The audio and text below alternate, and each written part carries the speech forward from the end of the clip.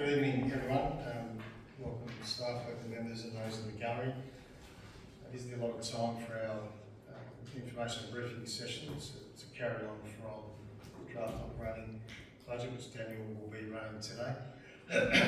I've had apologies from Mayor Darren Braun, Councillors Kristen Murdoch, Mick O'Connell, and Councillor Roger Johns. Tanya had indicated she was coming, but I haven't heard anything from her at this stage. And Natalie, you haven't heard anything back at all? I'll just send her a message in a minute. But in the interim, Daniel, I'll hand over to you if you can just a brief summary of where we're at and the process tonight. Thanks. No worries, thanks. What more? This is just the second part of our operating projects discussion. We've the 26th of March we looked at the capital projects and came to several conclusions. The output and outcomes of that meeting have been shared with elected members on SharePoint and will form part of the annual business plan when that comes to council for public consultation for the community to have its feedback into the project selected and the annual business plan as a whole. Last week we looked at a summary, high-level summary of the operating state of council. One of the things I particularly noted is next year a significant deficit is expected, and that's largely due to illegal asbestos removal, which we budgeted a few $1 million to clean up.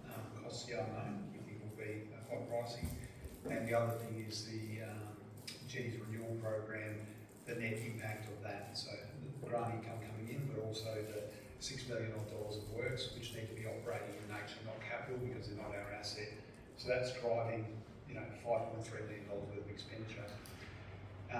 In normal circumstances, we probably come and say there's additional funds to allocate for operating projects, but we did last year do a rate review, and we did mention in that rate review that we would quarantine the amount raised above CPI last year on vacant land for strategic projects for council. So that amount indexed up by 3% brings us to about a $331,000 allocation, seeking to bring that before you to honour. Last week we worked through projects that the corporate management team had highlighted in a bit of a traffic light system. Green for recommended to be in, orange set to the side, we'll have a think about it, but these might be worthy of merit, and then red, the corporate management team, the feeling was maybe these ones can sit out of the budget. There's always more requests than there are budget, so with 331 available,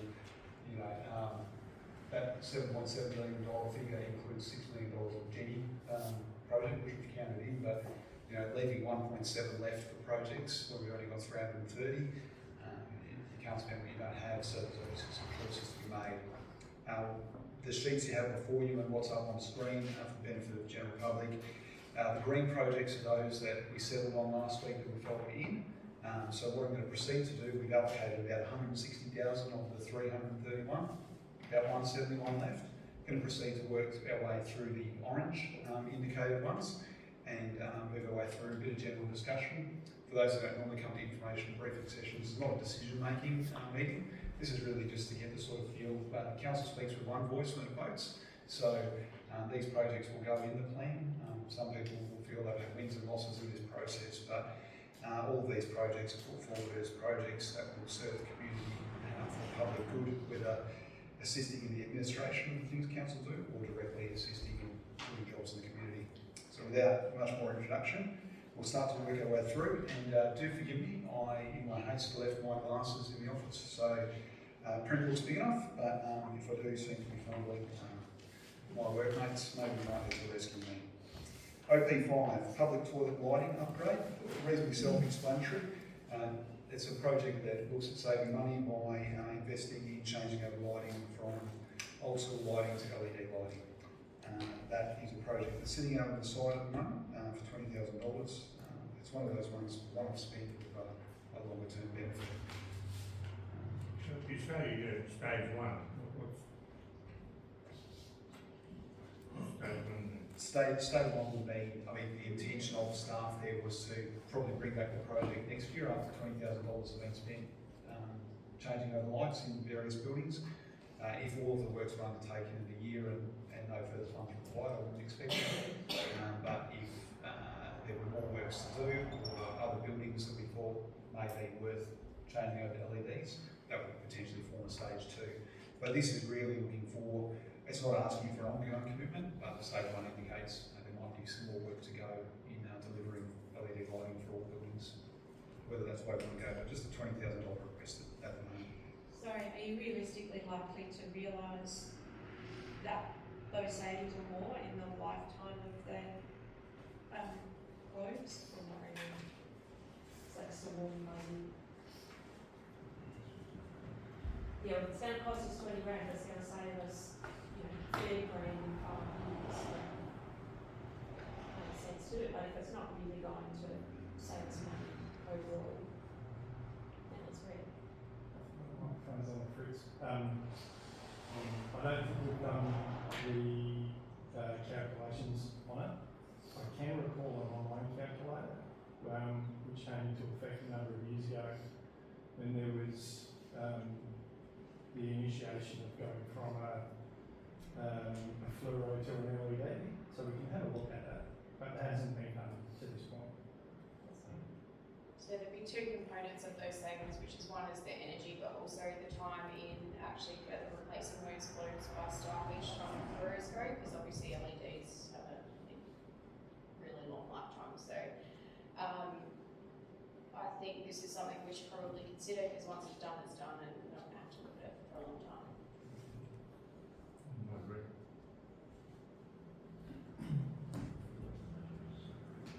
How long the other fluoro? So there's a lot of buildings, a lot of lights. I actually got a lot of sea damage, top damage too, especially those in the toilets on the seats. I'd say that you're changing them. And you can have this net fly. Councillor. Yeah, I'd just like to see the cost analysis to see what, if we are actually gaining by doing it. Because all very well to say, as Councillor Bittner has said, if it's a feel-good thing, and I know obviously LEDs last longer than the fluoros, but you do still have to replace LEDs, so it's not like they're, you put them in and you leave them. So there's still going to be an element of replacing them down the track. So I'd like to see that it is cost effective, particularly when our budget's so tight. It's not like we've got, plenty of money to spare, and yep, that's a nice thing to do, let's do it.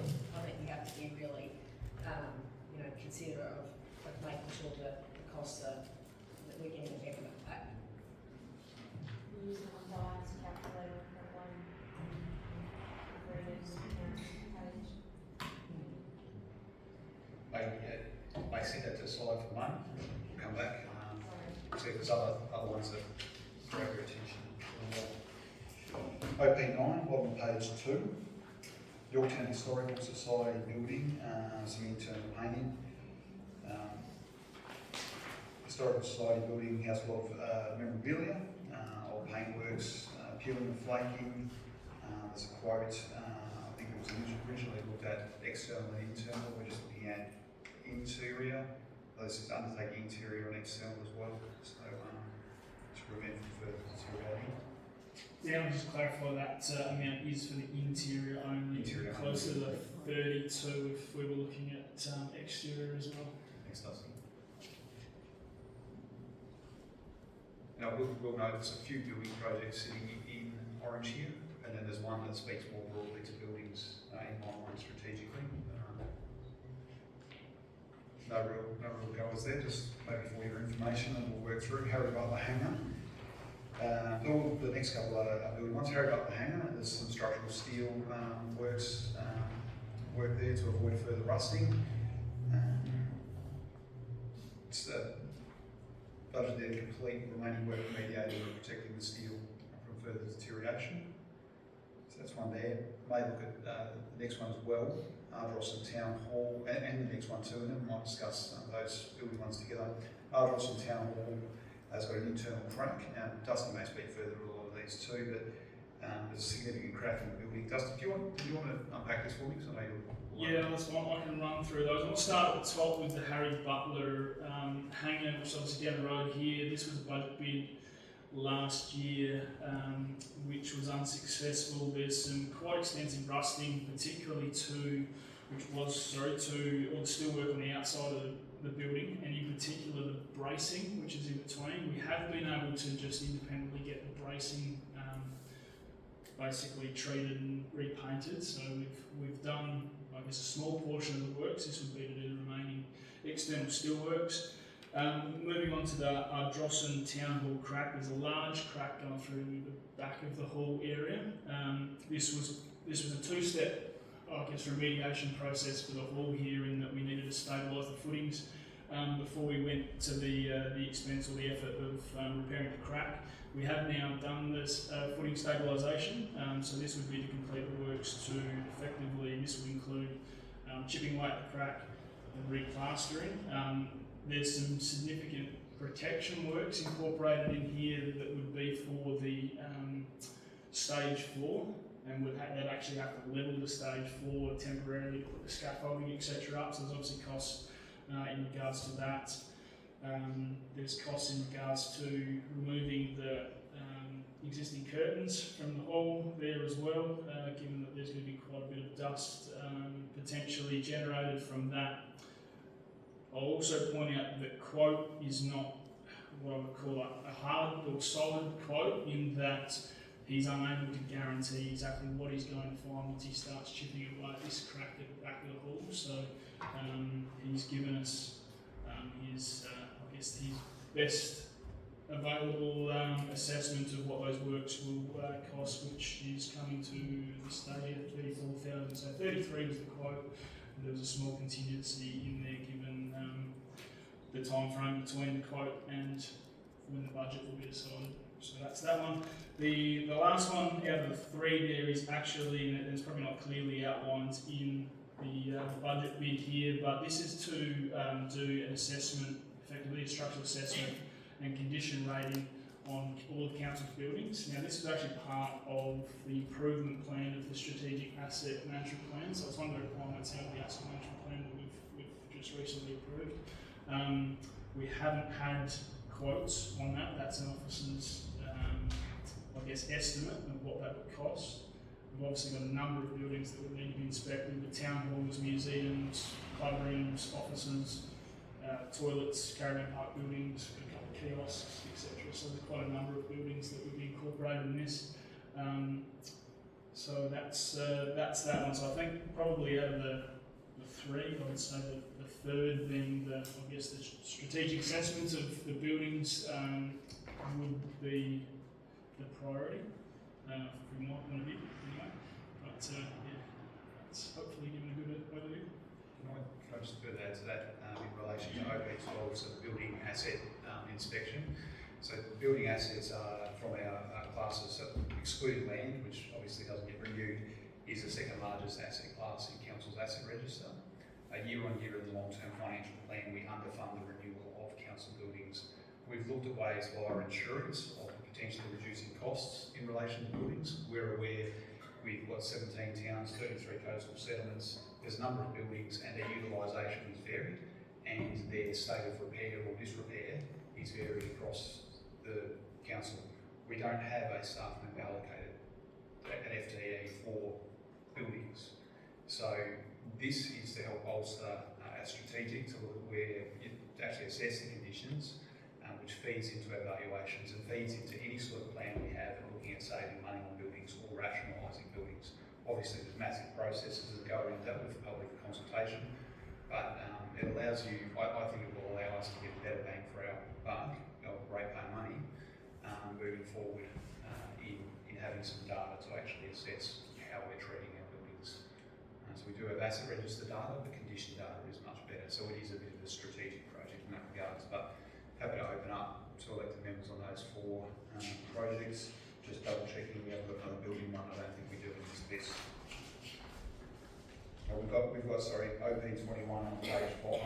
Do you want to speak to that too, Dustin, before we go into it? SYP Community Hub Electrical Works. Yes, so on the SYP Community Hub Building Electrical Works, this was a project that was identified probably 3 years ago. It was again a two-stage project. Stage one's been completed. Effectively, it was due to the age of the building works in the building. It's been brought to our attention through the electrician that it's extremely unreliable in doing any work there. He's indicated that it could effectively fail at any time, and we would be best placed to be replacing. So we've got a few building projects there. You can probably get a sense of priorities around that. It's pretty field for us, read the room. My comments for what they're worth. Am I right in making the assumption that the Ardrossan Town Hall project is probably the one that is a stitch in time? Like if we don't invest in the repairs now, the deterioration is going to end up costing us more down the track. That's just a query. The other one, the building asset inspection report. I know it's worth doing. We've been kicking this can down the road for a decade. Can we postpone it until next year when we've got the asbestos clean up off our books and have a little bit more money to spend on those sorts of projects? Or do we go? I'm asking. Or do we bite the bullet and commit now?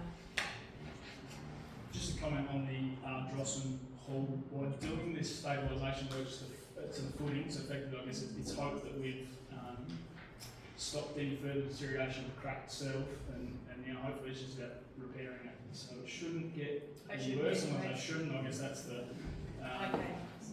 the idea of fixing the footings, and we've also had to fix some issues with the stormwater to effectively make sure that those footings aren't getting inundated with water and then dried on multiple occasions to create that movement in the soil, which is sort of generating the crack. So we're hoping it's been stabilised, but I guess time will tell.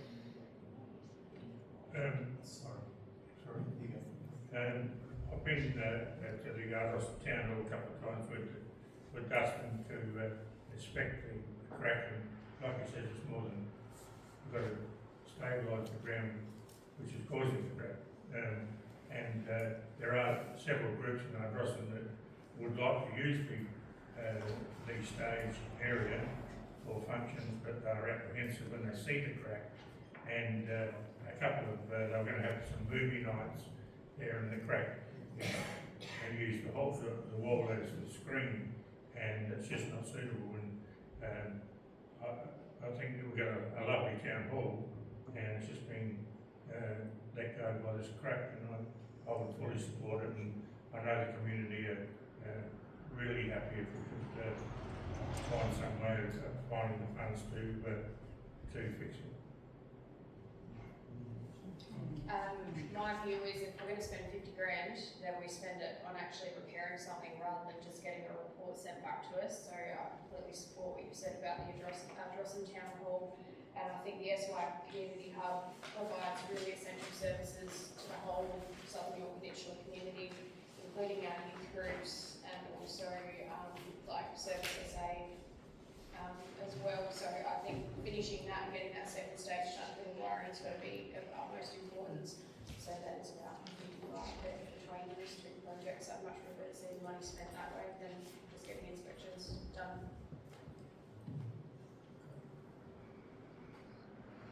That's good. I've got a question with this SYP. Is that building Fred? Yeah. SYP, is that a building ours now, or is it still education department?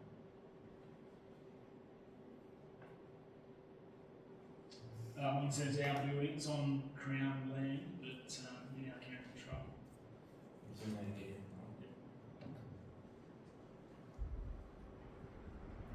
Further comments in relation to those?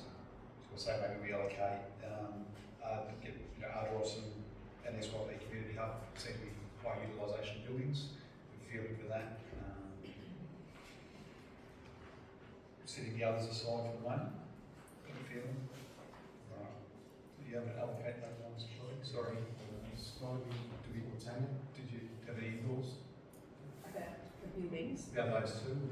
Yeah, I'm happy to support the Ardrossan Town Hall and the SY Community Hub, and I agree that we can set aside getting the reports for this, at this time, I think.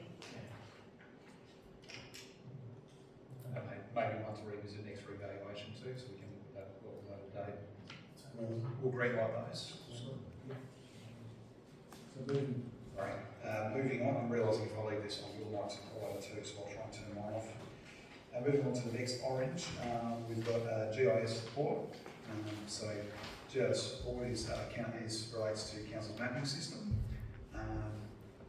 This money is to help the increased regularity and monitoring of updating and monitoring to ensure that the data that staff reviewing is correct. So staff rely on this in the development department and the assets department in particular.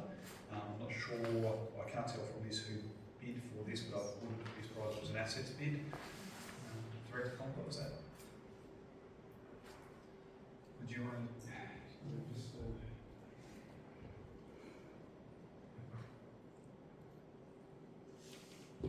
just, It actually is used by our rating staff and financial services department too. So it's something that across council we rely on. Having more up-to-date data helps us make better decisions. I'm not sure that this is something that asset specific would have on its own. that's okay. But having said that though, we've just recently acquired the services of a full-time admin GIS officer, if you want to call them that, assets officer. Now, they are going to be making a fair dent going forward in just what we do in the GIS area, and they're going to need support. It's as simple as that. So, like, we in the past we've had that support through the IT section. Now, that's not necessarily there now. That's a gap that we've got in the organisation. So, to the extent that mapping may need to improve and support will be needed, that is partly covered there. Do you have anything to add from a development perspective, does it? Oh yeah, I guess I could just explain a bit further of how development services might, as an example, use the GIS data and the layers and I guess require it to be updated on a certainly more regular occurrence in that public notifications, example through development applications, we'll click on our mapping as an example, and it won't always currently bring up the current owners of buildings and adjoining land, etc. that we need to generate. So it takes some time for that information to come through from the surveyors and conveyancers, and then that needs to be added into the GIS on top of our authority system at the minute as well. So we're sort of double handling that data to search through assessment numbers as well as what would ordinarily be pretty simple tasks. So. Staff from a finance perspective, the rating staff do use that as well, looking at property valuations and considering. So mapping's being updated manually in-house, is that, like, all the data in the council mapping system is updated manually in-house? That's my understanding, yes. Yep. So like all of your CWMS schemes and all of that, someone in the office is updating that. But you want somebody external to now update that information.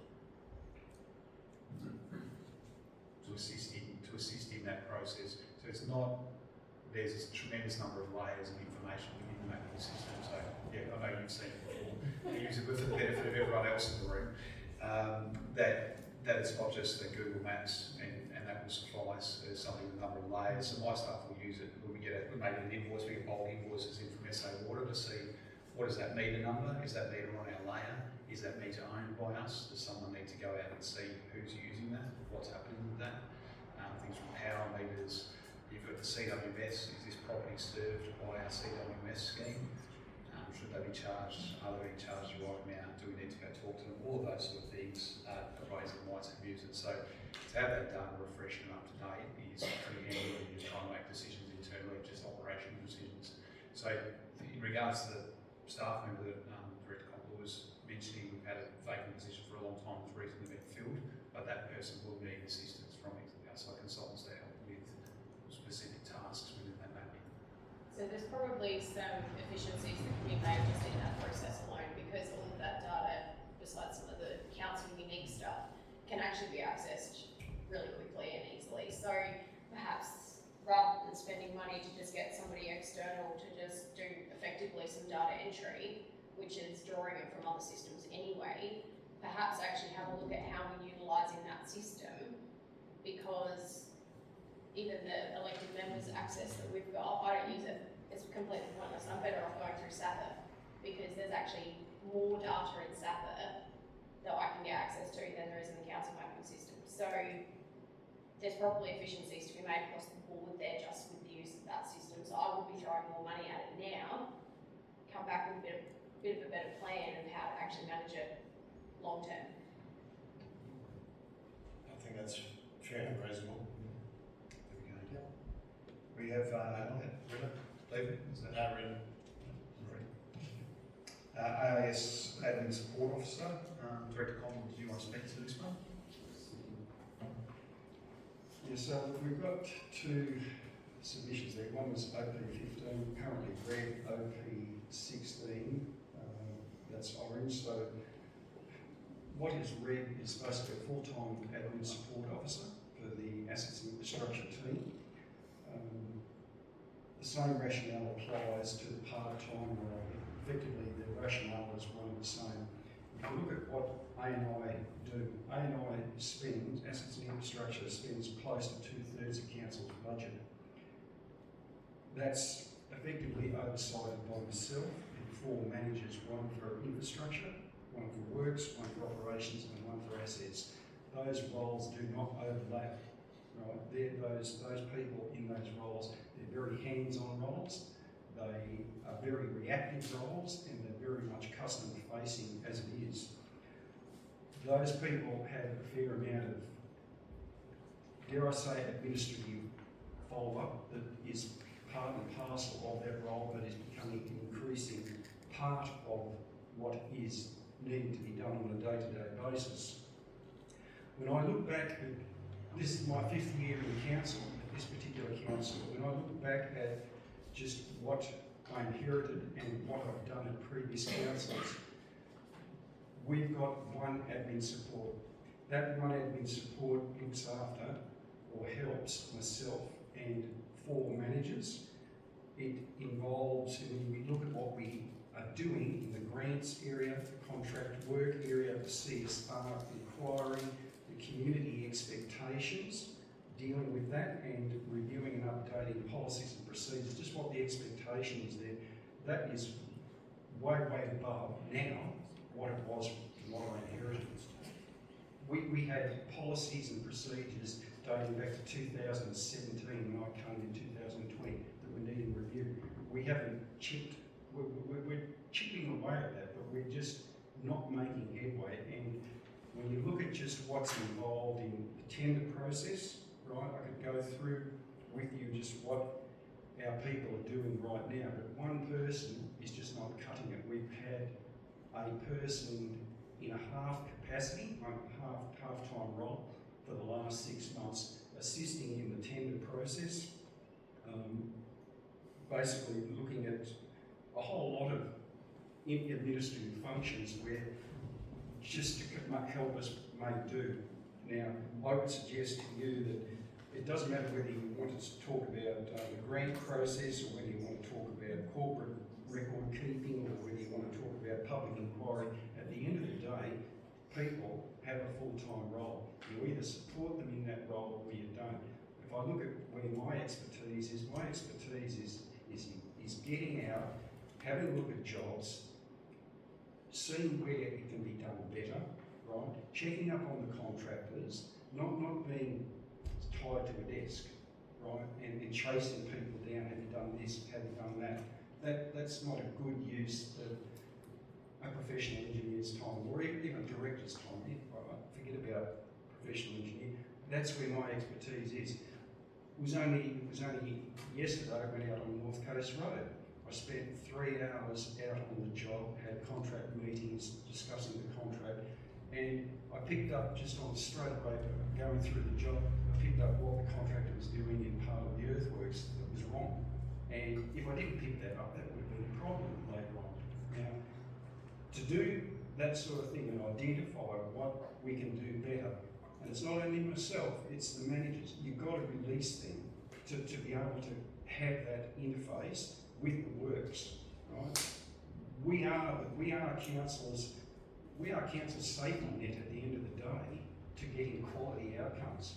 right? If we're tied down and we've not provided any support, well then people will just spend less time out there doing what really has to be done to deal with the administrative load that's coming from all different directions, and it's not generated internally, it's just part of the cost of doing business now. So I would suggest to you that if you want better outcomes, you need to support us at a minimum at least a half admin resource, half an EFT, put that into the puzzle and allow the one EA that I have to work with that half-time person to spread their time across the other managers to free up their time, to give me a little bit more time as well, rather than getting bogged down with a whole lot of administrative expectations. So that's where I'm coming from, Councillor. We as a team, we want to deliver better outcomes. I think we've given you reason today to show you that, you know, we're thinking along those lines of delivering better outcomes, but we need to get out and follow up and follow through, and something's got to give somewhere. So that's my pitch. Thanks, Director Compler. So we have two bids there. There's one for a half-time admin support officer, and there's one for a full-time. The bids there include superannuation work cover. It's the total employment package of the person. So you've heard the pitch. Thoughts? Just a question. Andre, it mentions, I haven't actually seen Karen's email, but it might have been sent to us separately, perhaps. Was it? It mentions in here that Karen sent an email. Yes. But I might have missed it. It might have been sent to us separately, perhaps. No, that sort of symbolisation of what I put together as a basis for, just a simple basis for justifying the whole report. My EA had a separate email which spelled out what, you know, has been done just in the last 6 months between herself and this half-time person. Yeah. Right? So the question I actually had was, Mel, has she been contracted like in that half time, or is she permanent? Is it so are we looking to essentially make a permanent role of Mel's, like Mel's contribution is recognised as needing to be permanent rather than contract?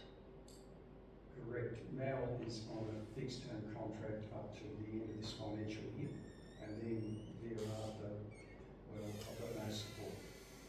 Right, so she is available. She's expressed a willingness to continue on. She likes doing the work that she does in assets and infrastructure, and I would suggest to you that she's a very efficient person from talking to my managers. So I believe at least a half-time proposition, lift the EFT by a half, by 0.5, and that'll certainly help assets and infrastructure. Thank you. We've probably all seen the emails, or a couple of emails, of people who are assessing the long-term financial plan and have highlighted the increase in remuneration costs for the council, a reduction in materials cost allocation. So I can see that we'll probably get some resistance from the community to increase staffing levels and obviously increase wages. I can certainly see in your area there most likely is a strong need for additional support. So that's the balancing act that we've got. Is there any efficiencies somewhere else in the organisation that we could look at to balance this up, so that we can see a need here, but is there somewhere else that we could then say, well, actually, this area doesn't need a half, we can draw a half FTE from another area essentially, but it's obviously not going to be the same person, but we have to, can we do it in a cost neutral situation? That's what I'm asking. I think you asked every department, councillor Stock, whether they had enough staff. They're all asking for more. We're going through an ERP project, and probably the next council agenda, then the number of internal staff hours have just been spent in addition to the work. It's in the thousands just to try and get this ERP project over the line, right? It's what you don't want to do.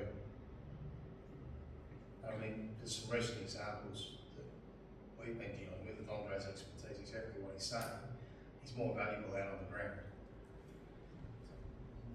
I was just going to add in the comment, I know in the 5 years you've been here, it's been intentional that you've reduced the amount of materials we're spending money on because informed us that we don't need to use as much material. So I guess you could argue that the savings have been made by, we are reducing materials, and you are better spending your time out making these sorts of cost-saving decisions and outsourcing the admin to someone more suited to the role. So I can justify it, I guess, on those grounds, given I liked your last sentence.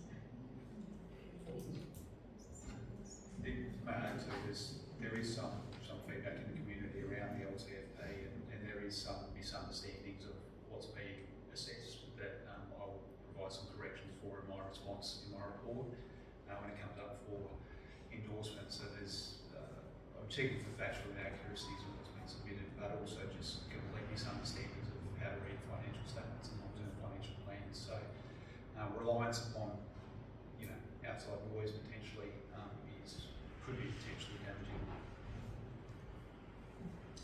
I think there would be certainly a pretty robust argument in the community about the fact that our roads certainly need some more materials, so perhaps we should use that as an example. I think the solution here is actually to provide a workforce plan as a whole, break it down by department, so that we can actually have an idea of where you want to go with the workforce going forward and what that's going to achieve. Because there's so many gaps in the information that we've got as councillors. If we're going on just these, how are we meant to make a decision on that? Where anyone in any business is going to say, more people on the ground is going to help the business. So I get that, totally get that. And I had the advantage of actually working in that department for a few weeks as well, so I got to see what sort of workload comes through, and it is pretty vast. But I just don't think we've got enough information, and we've got to answer to the community in some way, shape or form too. So I've got to have something that I can take back to them, and you can present to me a workforce plan that's going to show what's going to happen over that long-term financial plan, then at least we've got a plan on both sides going forward. I just offer one last comment. Look, I hear the position that councillors are in terms of listening to the community. I hear the community sentiment of not wanting to grow staff numbers and wanting to reduce costs. What I'm mindful of, and very mindful of, is at the end of the day, the sort of things that I'm involved with when it comes to contracts, they've got to be done right. Otherwise you pay a very dear price at the end when the contractor comes back to you and says, we're claiming this, we're claiming that, and we haven't done perhaps the admin attention to detail that we should have done, right? What I am, and what I'm also mindful of is that we've said in the past, and for those that have taken the opportunity to come on, the councillor tours each year, we've shown the councillors a number of times the sort of things that we are doing, how that we're strengthening existing materials. We're not buying in as much contract materials from quarries, which ordinarily occupy about anywhere between 50 and 60% of the costs of your roadworks. So that is just going straight out the door to a quarry. Now, when we're pulling that right back, that frees up funds. It means we're effectively we're strengthening your roads, we're renewing your roads into the future, last hopefully just as long as what the other works would have lasted, if not more, but we're doing it at a cheaper rate. So ultimately that is where you find your efficiency and your savings. So we've been on that journey, but I'm telling you now that something's got to give, right? I cannot, and my team cannot keep going the way we're going. And if you're going to hold us to the point where you say, let's have a workforce planning breakdown by department over the next 12 months, I'm telling you, you'll pay for the deal. Something's got to give. People will not just keep doing what they're doing. We're at breaking point. Scott? Just another question. broader question actually. Oh, sorry.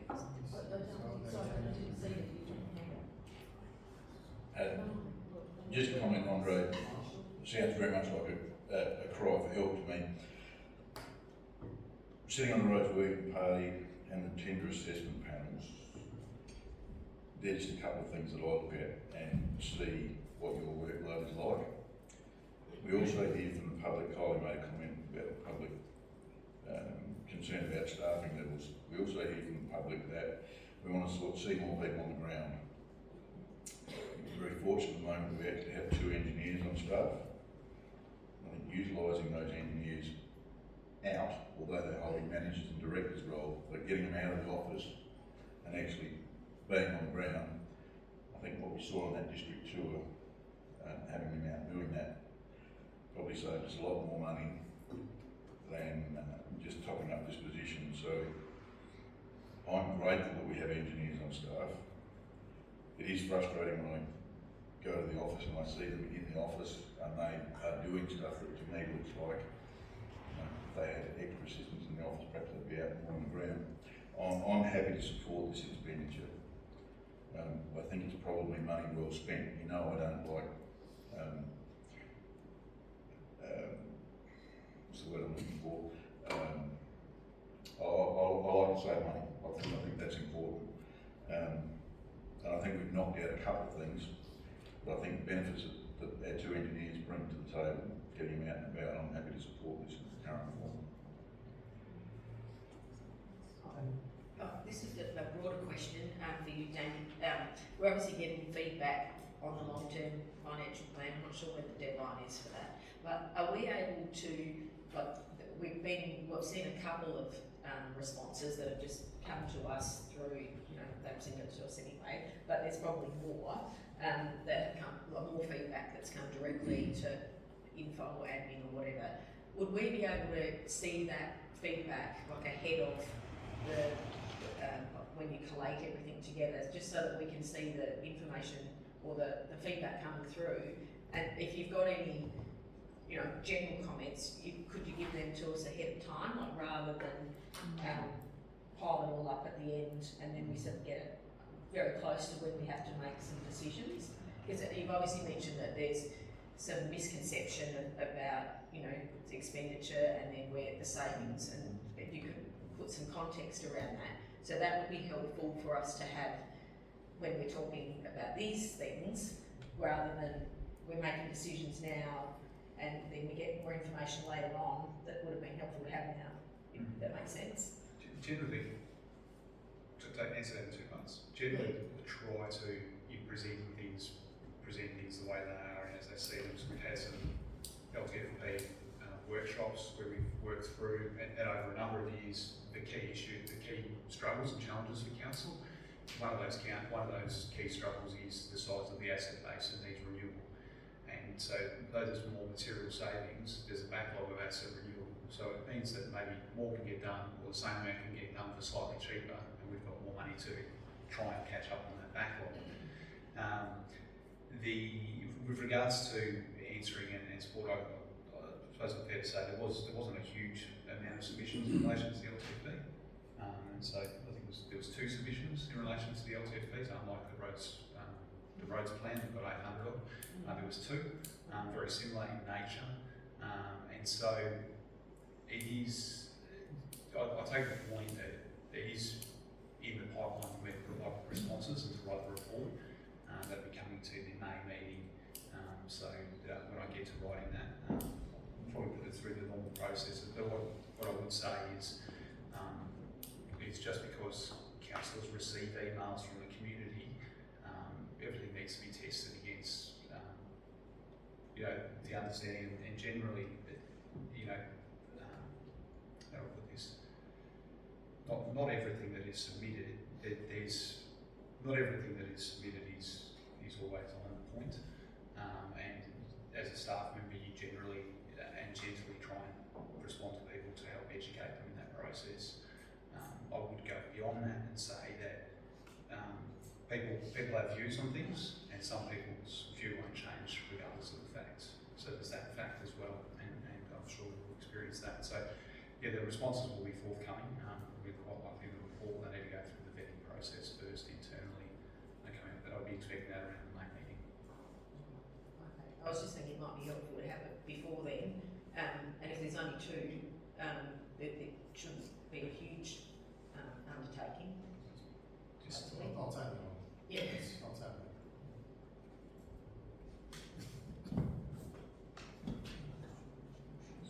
further comment about the position.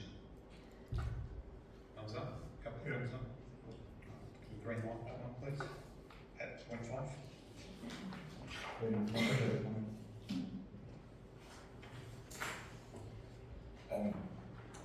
I just think we could see more tangible results for something like this. Like when we're looking at upgrading lighting and things like that. Yes, have a budget line for doing it, but not a just broad scale, let's just go out and change everything.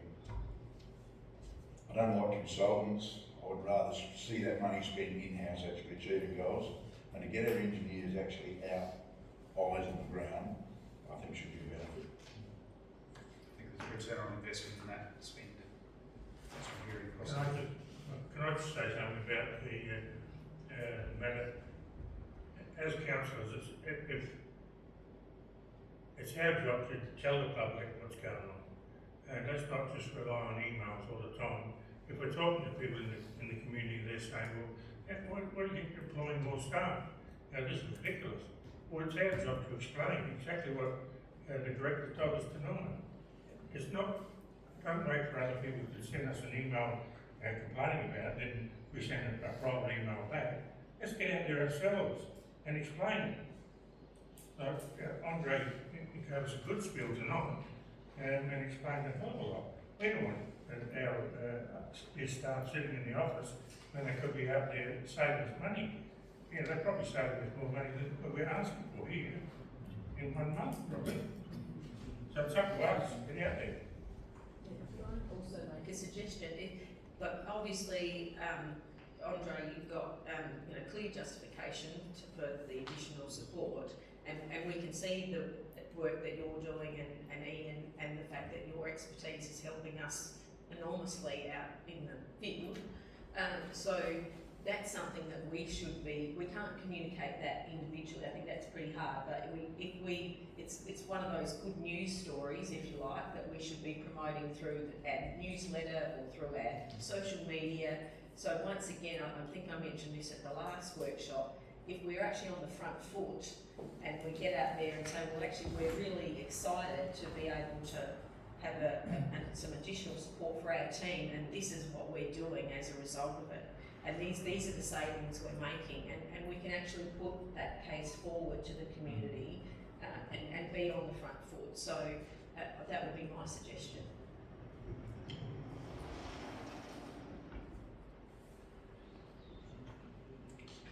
Moving through the projects. Sorry, Councillor. Can I just add to that? We've had a couple of examples recently. I mean, the haters are always going to hate. Nothing you can do to change that.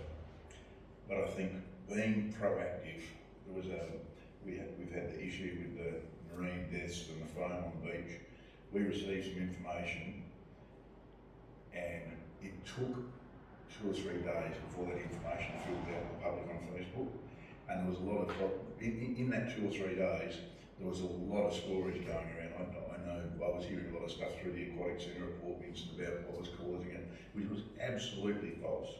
So if we can get on the front foot with that sort of information, and a lot of this stuff ties into this OP 17 on the list about promotion of the council. If we can get ahead of the negative curve, I reckon, we have someone that looks after the social media account, and that seems to be the chosen medium.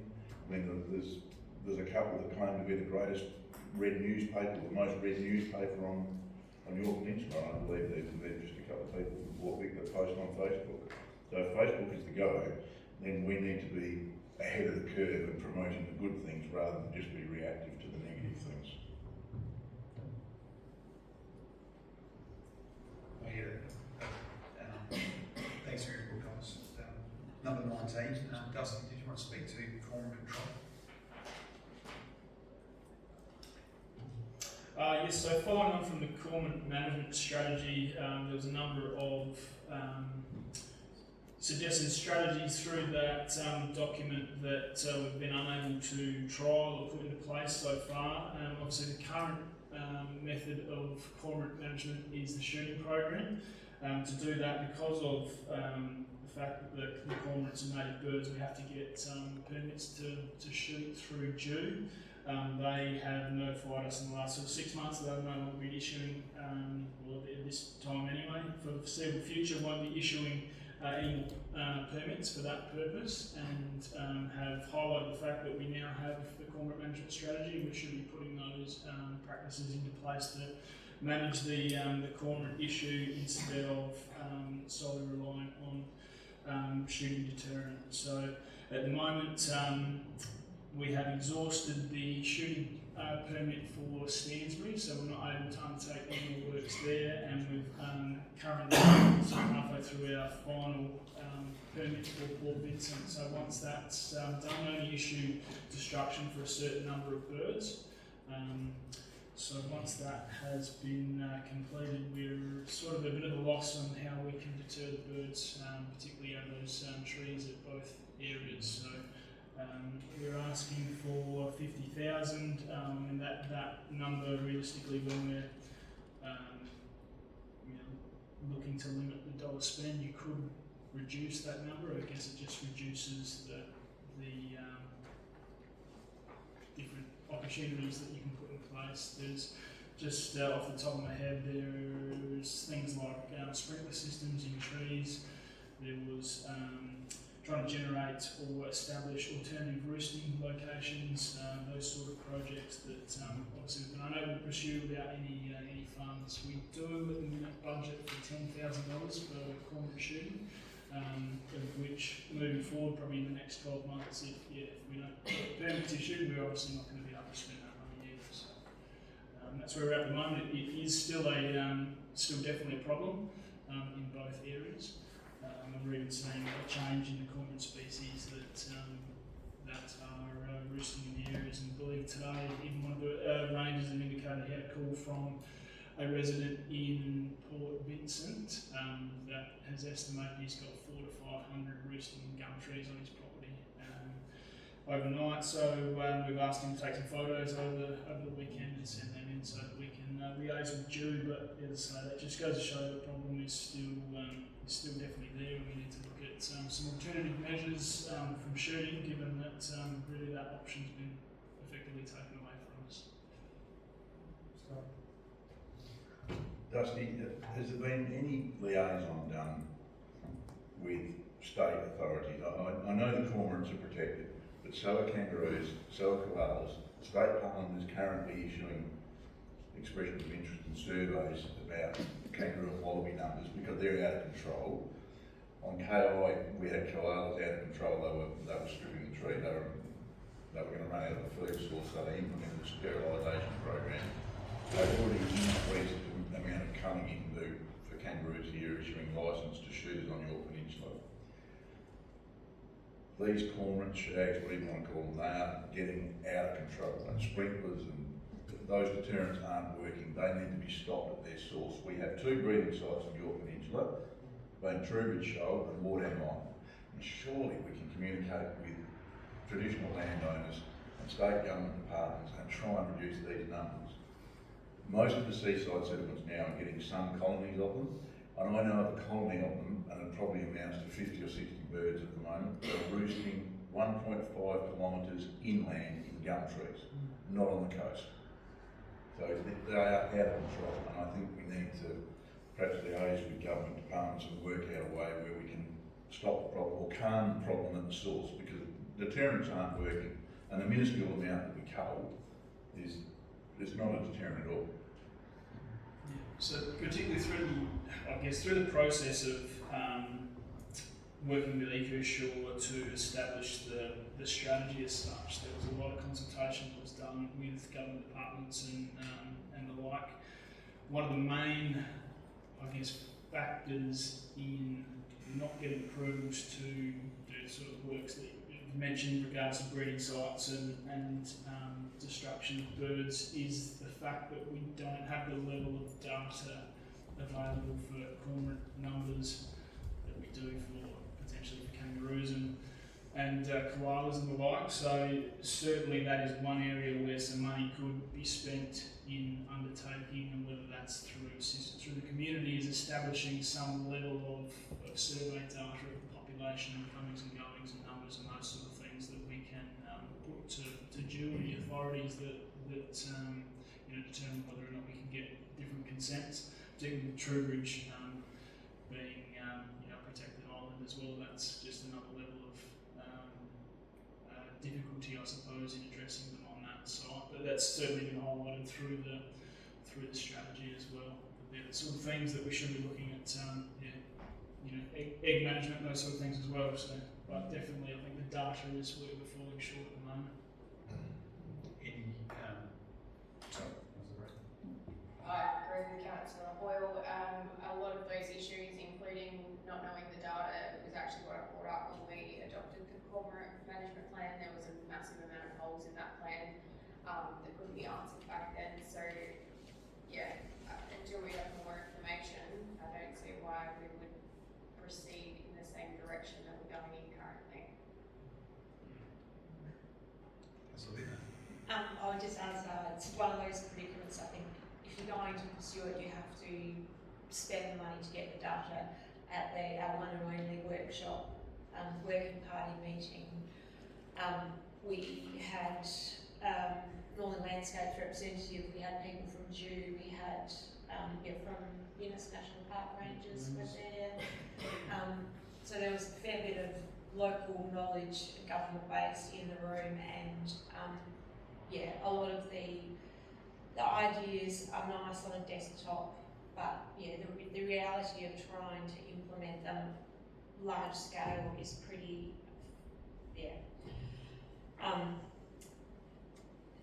we did agree that reducing the numbers, at the breeding source seemed the most logical way, but without getting a couple of years worth of decent data, and even then, their opinion was that you still may not get approvals to cull eggs, given the difficulty. So you could spend money, even best case scenario, you did like a citizens science program, you'd still need someone to come in and run that. You'd need enough enthusiastic volunteers to be tracking these things. And at the end of the day, you could invest all of that time, money, get the data, and still get knocked back. The culling has been stopped, I think, because of the threat of avian influenza outbreaks. The risk that we could lose large proportions of wild animals regardless because of the threat with this virus. So they're reluctant to start culling and then massively reduce the numbers even further. So that may change in the next however many months. A lot of the other ideas, you'd be spending the money to put a sprinkler system in to, trial on 1 or 2 trees, and you could try drones. Again, they're resistant to drones, lasers, you need CASA approval, and if you're in a flight line, unfortunately there doesn't seem to be any sensible answer, so I'm a little bit reluctant to throw more money at it. Because I think at the end of the day, unfortunately, between what we're potentially going to be limited by at a government level, you're right, it is good money after bad. But in the room, it seemed like the shooting was the most feasible long-term solution. Unfortunately, not terribly humane, but the most cost-effective one that we've got available to us without going down the path of spending the money. If you're going to spend the money, try and set up a citizen science volunteer program, but if that doesn't get legs, it's more money that we're throwing. Here present versus the other further comment, I was going to say to you, but it sounds like a no. Yes. Yeah, all right, I'm reading the room, thanks guys. Unless you wanted to comment on it.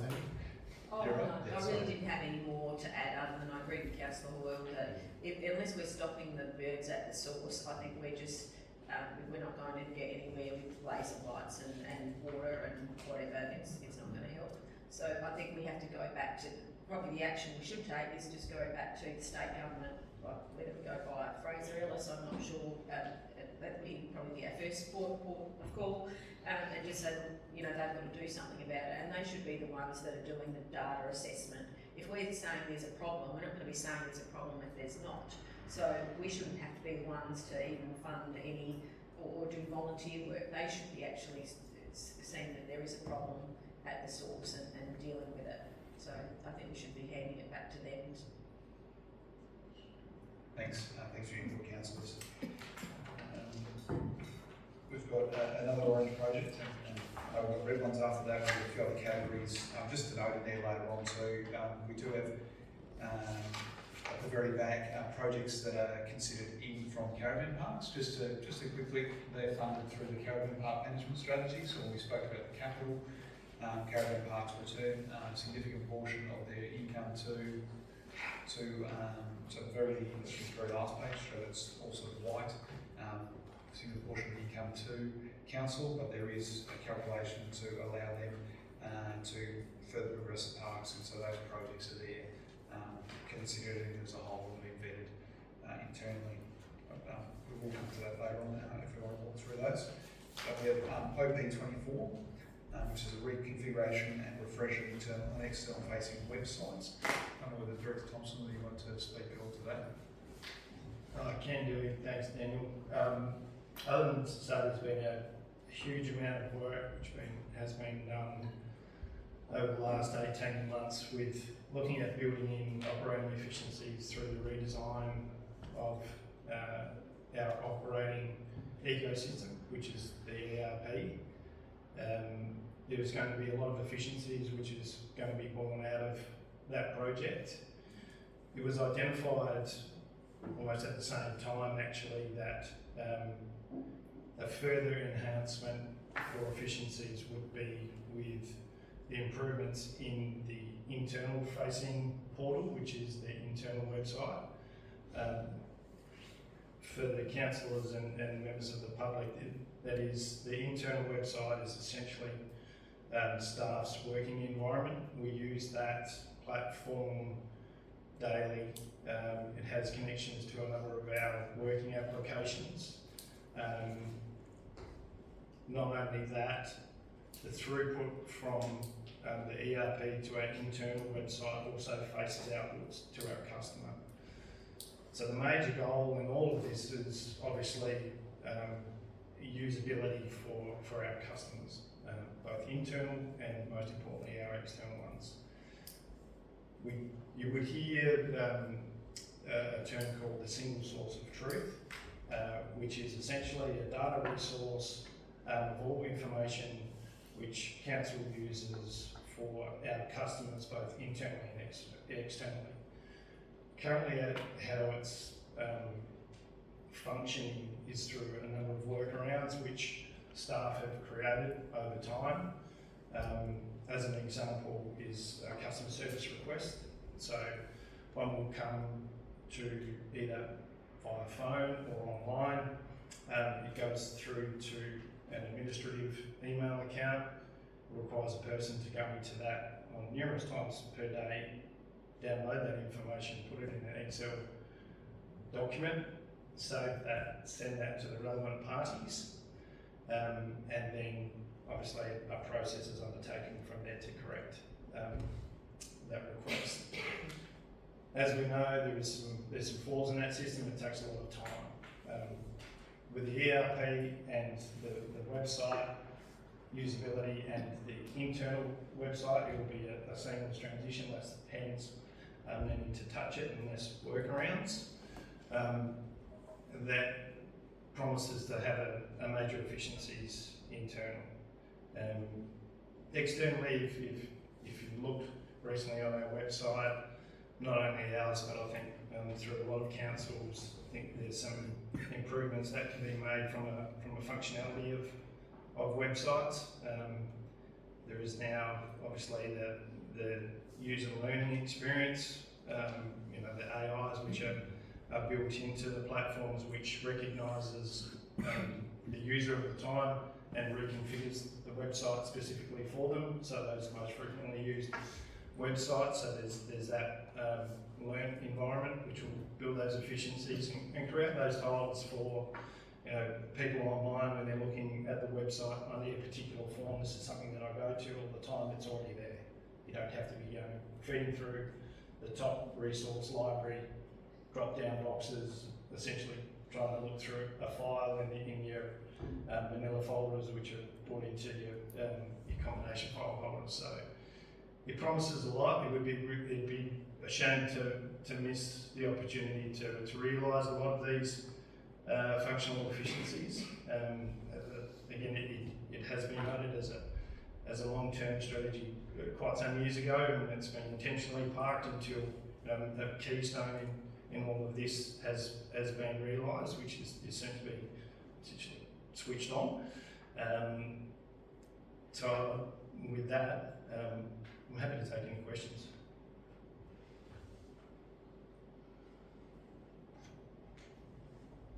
Make the EM's SharePoint stuff any better then? Any user friendly? Sometimes that can be a bit clunky. The council website is really, really clunky. And I just have a request. Can you get rid of that rock music on hold on the phone system? Will that get covered in this as well? To the first, and serendipitously we were talking about that today. Most of our operating environment is Microsoft. SharePoint is operated on the Microsoft platform. I'm not 100% sure that SharePoint is the best option going forward for sharing of information. There's many other things out there which could be used, so I'm kind of aligned with you on that one. It's up for discussion for sure. To the second one, the mayor has got a guitar. Maybe we can get the mayor to get some music, but I'll have a look at that. I must admit I haven't been on hold for quite some time, so I can't talk to it. Councillor Gray. Put myself out here. I didn't like the last council website upgrade actually. I didn't think there was actually all that much improvement from the previous one to the one that we've got currently. I do agree it needs an upgrade. I'm with you 100% on that. I'm also not a fan of SharePoint. I don't think there would be any issue with just putting this off just a little bit. And then perhaps for the councillors in the room that haven't built their own websites, do a presentation and actually show us what it's going to look like, how it's going to function, and how it's actually going to better serve the community. Because some people may not have any experience in that kind of area, and I think that you can sell it a little better through that so that we can actually see it and see what sort of changes you think there it's going to be, and maybe including that some detail on what those efficiencies you think about your customer service. You know, I would much prefer to send an email than call up and get put on hold. So if I can go to the council website and I can submit my CSR direct from there, then I'm going to do that. I'm going to choose that option rather than the email as well. So I agree with you that there is definitely some work to be done in that area, but perhaps 60k is not maybe in the budget this time around, but maybe we can look at that next year once the ERP is finished up. Can I just elaborate on the costings of it? It is broken up into the internal and external.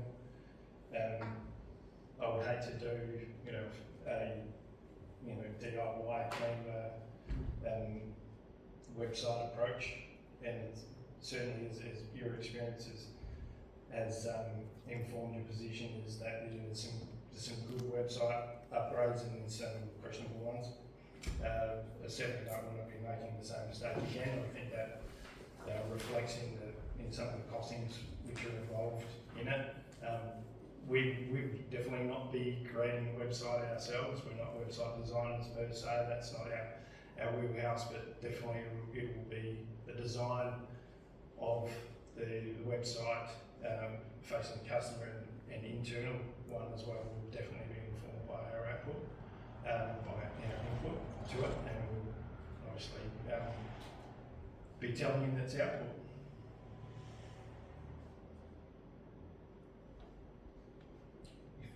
On the whole.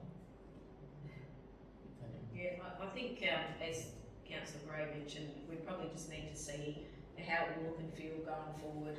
But we've obviously made some enhancements that will be coming to fruition with the technology, and so let's get those in place first, and rather than sort of we're going to throw something on top of what we're already doing, let's settle what's been done.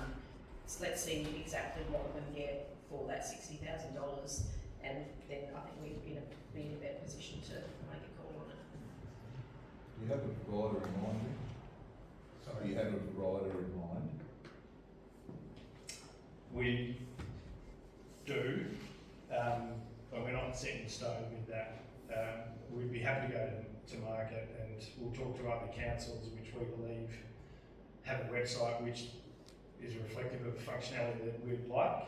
Obviously, we need to be mindful of a budget as well. It'd be fantastic to get a Rolls Royce, but if we've got a Mitsubishi Magna budget, then that's what we'll get. But we'll make whatever we can do work. It'd just be nice to have a look at what we're considering investing money in, that's all. Might be one to bring back for our holders, workshop or something in the future, as we get closer to the next budget or something. So we've got, if we flick over, there's elected member and community budget bids as well, so the one project's been identified in there as an orange. So it's one that's come up a few times before, and I think I'm getting, we're at headline stage, aren't we?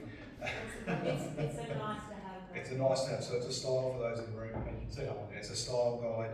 It's really just to bring formal structure to the signs around the community, so that any sign that's created has the same similar look and feel. I thought we were going for the eclectic. I was just going to say, it's nice to be eclectic. It's nice to be eclectic. We'll leave. Spelling errors. I will leave it at that. I know we have about $70,000 left to allocate, and we do want to allocate that to probably some projects that may get your attention through this. So we will start to move through the red projects. Given that we're on elected member and community budget bids, let's just move there. We're on the same page. So I'll read them out. Court lights at Middleton. So new tennis court at Middleton Oval facility. There's a request, Middleton District and Community Sports Centre for $50,000. There's a request there, I haven't got the submitter on that, but Walkie Off footpath refurbishment at around $2,000. I think the feeling was we could probably take care of that through a maintenance budget, definitely. So we're just going to make a management call, strike that one out. EM in Community 2, that Town Hall lights, that's also, I believe, one of those projects that if it weren't to get up, it would be something that would potentially be considered under the community loans program, where community groups can take out a loan through council, and we take out a loan from the local government bank, and community groups pay us back for that. That would be probably a pretty fantastic one for that. Similar community groups have done it in the past for works on the courts. There's also painting of the main hall of the Curramulka Institute. It's been asked by the Curramulka Community Club. So there's a couple there. Is there any feedback in relation to any of those? Positive, negative?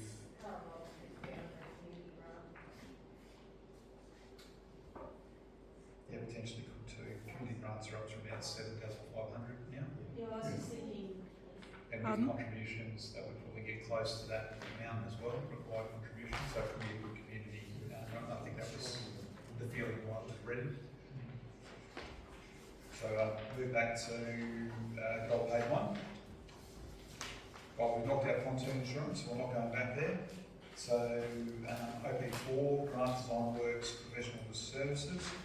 That's in relation to Coastal Protection Board grants. Ian, here, would you like to speak to this one, Rob? Yes, so with this one, what we're finding is that we go for the coastal works for a grant, the design costs for them have significantly increased over recent years. Traditionally, we've tried to absorb them from operating budgets, but we're looking at a factor of sort of 4 to 6 times increase. Jobs quoted at 10,000 when we've got for a budget purpose, and then then 12 months later to go back out to get a design, it's gone up to 40. So that means we've had to, instead of delivering one design job out a year, we've had to, we've had to split it, drop one off the list, get it back around for another round of competitive grants to try and get it back on the line. So this was just an attempt to try and get the operating budget so that we're not robbing Peter to pay Paul to get some grants and some design work, simply because the market has significantly increased. We're also on the coastal grants, we can't go to open tender and get an open market. We're bound to use 5 of the suppliers which are approved by the Coastal Protection Board. So we're sort of a bit hamstrung by sort of their pricing, and when they increase it by a factor of sort of 4 to 6 times what we've previously got, it has a large impact on what we're actually able to deliver. Thoughts? Yes, Linda? I was just going to say, surely this is feedback that needs to go back to state government, that smaller regional councils, they're pricing them out of even being able to apply for grants when they get them. If they're providing top end contractors and it's costing this much just to apply for a grant. A lot of it, I think, also just the evolution of the space. They're quite complex jobs to sort of design, so when they put a budget estimate in for a grant application compared to when they actually start unpicking the job, the consultants are starting to learn sort of more and more that they're very labour intensive. There's a lot of site visits, there's a lot of design revisions that go backwards and forwards between the clients, and so they're very labour intensive jobs. And I think that's what we're seeing is just an adjustment of what the actual requirement are to deliver the designs for these sort of projects.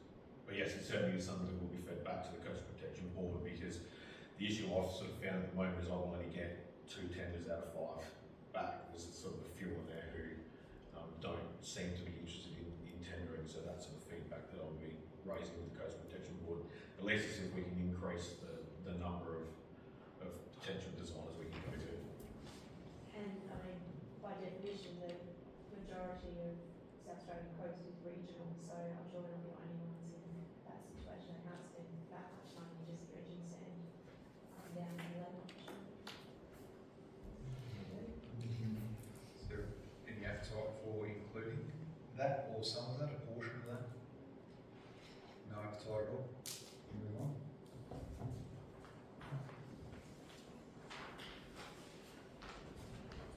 We have on page 4 of 6 OP15. Oh no, that's coming. The OP16 came from OP15. Can't have double longer. OP17.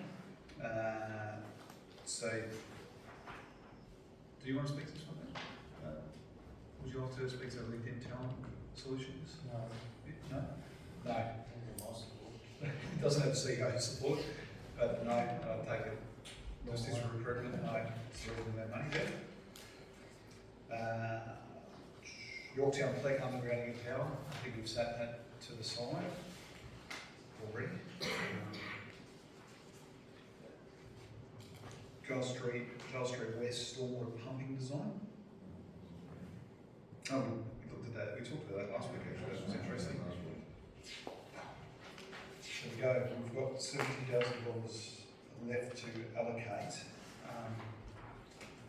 We've gone through our operating projects list and bids. Do we have to allocate, or we just? We don't have to allocate it, okay. Yeah, no, just- Very interesting. So we said we would ring fence these funds for projects. We, Good legal for projects that come on during the year. there would potential also, if we're happy to leave that for projects that come during the year, that will enable us to move forward with the budget, and then we can bring those back to council while way of the board and or through a QBR process. Would everyone be happy with that? I'm happy with that. One quick little update. Bobby, you able to that pretty much cements the draft operating for now. Just the second page, capital valuations update. So we've just got the capital, I don't know this one, sorry, capital valuations update received from Value General, so they value our properties. We raise our rates. Rates is a system of taxation based on the value of land. So more land you own, it's quite likely the more tax you will pay. That that's the way rating works, that's the tool I've got, and that's how we raise a significant portion of our money, but compared to some other councils, we don't raise quite as much, proportionally. But here are the valuations that come in. The start of April is about the earliest time to get them. Very interesting year compared to previous years, is what I will say. So we've had significant growth year on year overall. These are not the final figures. We'll get final figures near 30 June. The last valuation, I think it's the last Sunday before then. That's what we base our rating on, the 30 June valuations. So for next year. But what you can see at the moment is last year I think we were up around the 20% overall increase. So now we're looking at about 5.4% overall increase. And for the first time, maybe in the charts that I have, I'd have to check that, but residential land has risen at a higher rate than private production land, which is a very different change for us. When you look at the dollar, that's on a percentage basis and on a dollar basis too. So what we haven't got there is I haven't broke out because we require finding all the assessments and doing all that. The employment bulk handling and resource extraction, so our heavy industry class that we created, our marine berths, they need to be separated out for the exercise when we go to rate modelling. The team has just recently got the data, so you can imagine we've got about 15,000 assessments and brought that into our test environment. So then that data will get extracted into our rate modelling spreadsheets and back into the system for its rate modelling as well. We'll check it and we'll bring a one rate model to you on the 30th of April workshop at 3% is the intention. CPI as per the LTFP, so it'll be a different year. Yeah, this will be updated between now and then, but this is what we will use to do our rate modelling in, and then when the final valuations come in, as in every year, we plug them into the system, we run the model again, we test it, and out come your rates notices at the end, which is checked. It's a pretty big process, but yeah, from 13.3 billion to 14, just over 14 billion. So they're there. We've got some rate modelling data to you shortly. Questions? Can you make sure that goes up on share? Yeah, I think we may have just put it up late this afternoon, if not the request is going out. It's up to around. Right. So yeah, all of those docs will be on SharePoint. We'll give you an update of where we've got to tonight. But from now on, we'll start to move full steam ahead as we can to get the annual business plan up.